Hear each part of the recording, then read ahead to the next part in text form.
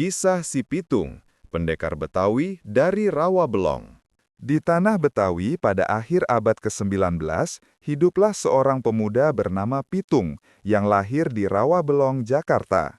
Ia dikenal sebagai sosok yang jujur, taat pada ajaran agama, dan sangat terampil dalam ilmu bela diri.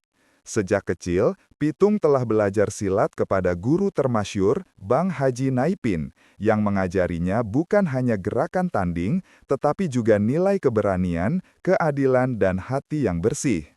Awal mula perlawanan. Saat itu, rakyat Betawi hidup dalam tekanan penjajah Belanda.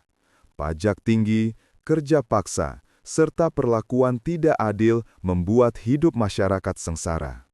Melihat ketidakadilan itu, hati Pitung tak bisa menerima. Ia merasa seseorang harus melakukan sesuatu, meski risikonya besar. Perubahan besar terjadi ketika sahabat karibnya, Dul Rahim, difitnah dan ditangkap oleh serdadu Belanda.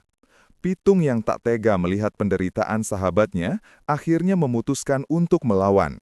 Ia mulai menargetkan para tuan tanah dan pejabat Belanda yang kaya dan menindas rakyat.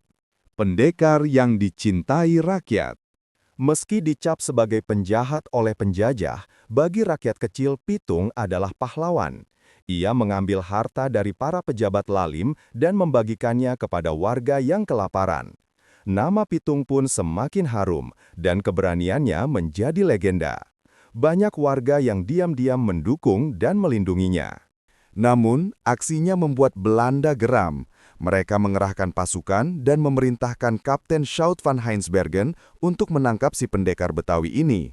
Berulang kali mereka gagal karena Pitung memiliki jurus silat tingkat tinggi, kepandaian menyamar, dan selalu bergerak dengan cerdas. Pengkhianatan yang berakhir duka.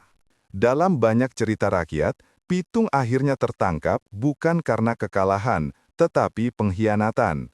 Ada yang mengatakan bahwa seorang kenalan yang iri hati membocorkan lokasi persembunyiannya. Belanda pun menyergapnya dan terjadi pertempuran sengit.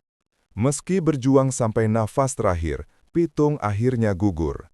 Tubuhnya dibawa ke penjara Meester Cornelis, kini Jatinegara, dan kisah hidupnya diceritakan dari generasi ke generasi. Warisan Si Pitung. Walaupun telah tiada, keberanian dan ketulusan Si Pitung tetap hidup di hati masyarakat Betawi. Ia dipandang bukan sebagai kriminal, tetapi sebagai simbol perlawanan terhadap penindasan.